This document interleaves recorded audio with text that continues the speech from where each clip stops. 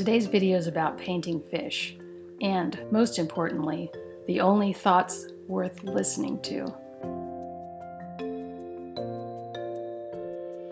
I'm basically going to paint some fish for you guys, but before I do, I wanted to talk to you a little bit about how our thoughts come and go as we're working, as we're doing whatever in life. And there are only certain thoughts that are really worth any attention or listening to.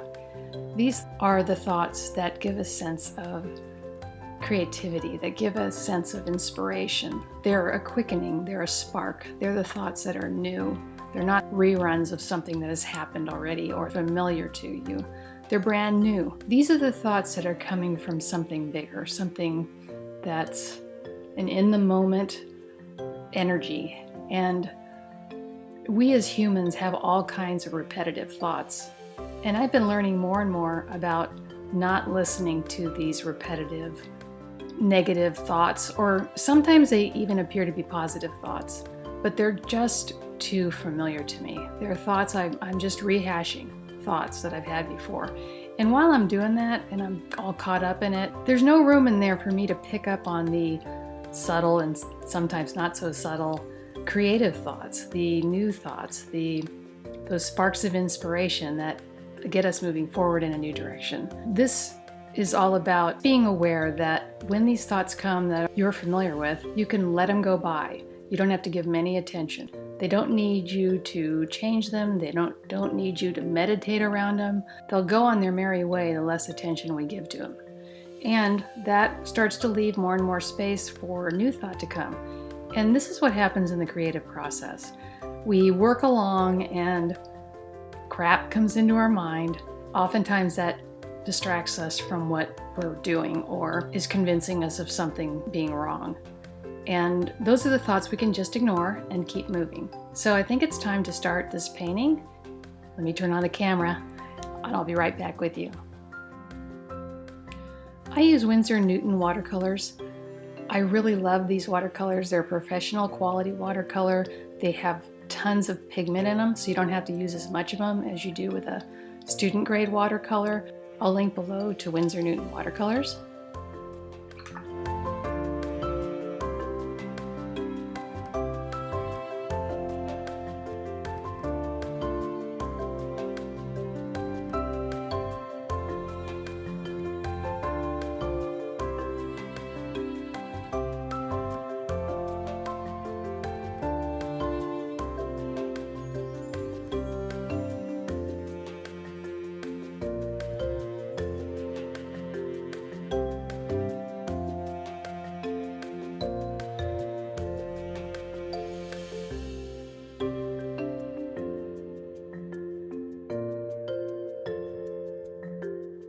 To start with, I'm just roughing in some shapes.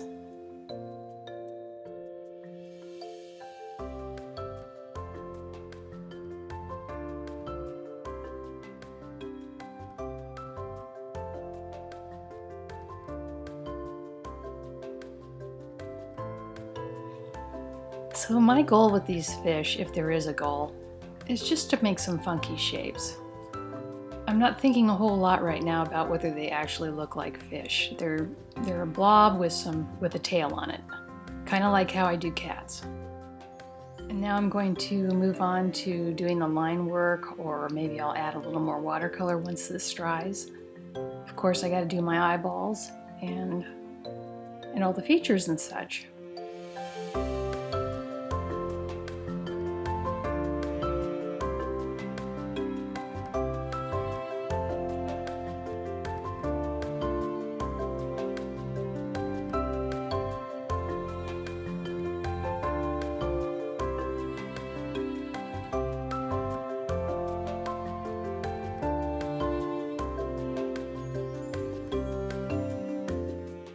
Okay, I've got the watercolor part done for now, and I'm going to move on to the features. Molded acrylic paint marker, I will link below.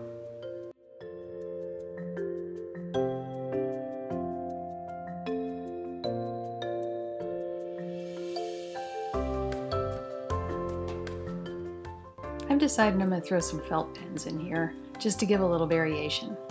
These are Crayola Super Tips, kids markers, and I really like them, and I'll link to those below as well.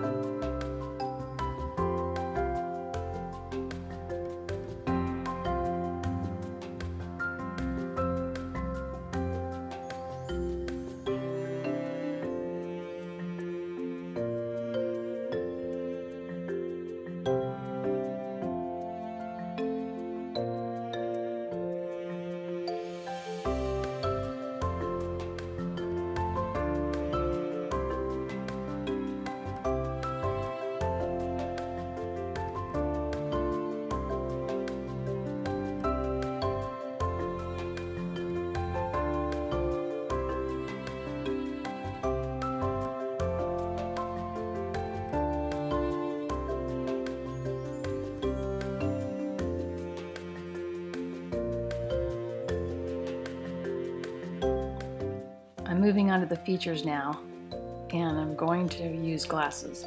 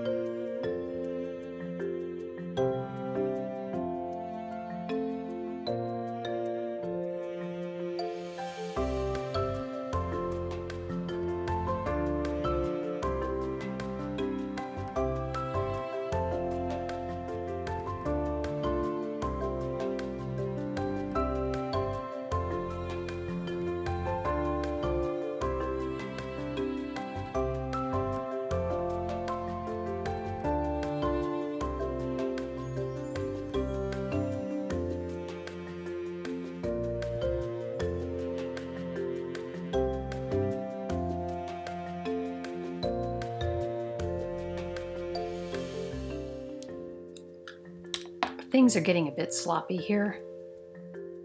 I have a lot to say about that in here, and once again, I'm not listening.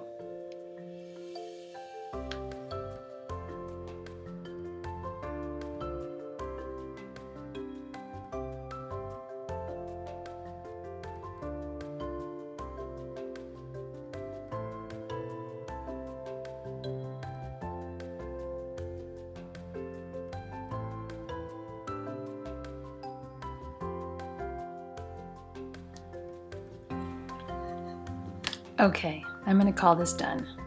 I realize my voice is kind of giving out on this video. I'm hoping everybody can hear me okay. I was working on this and it was fun to work on.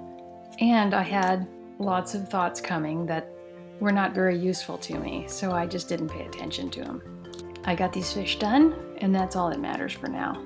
And I look forward to talking to you guys again soon. If you like this video, give it a thumbs up. And if you haven't subscribed yet, please subscribe. I'd love to hear your comments, questions, and suggestions for future videos down below, and I will see you soon.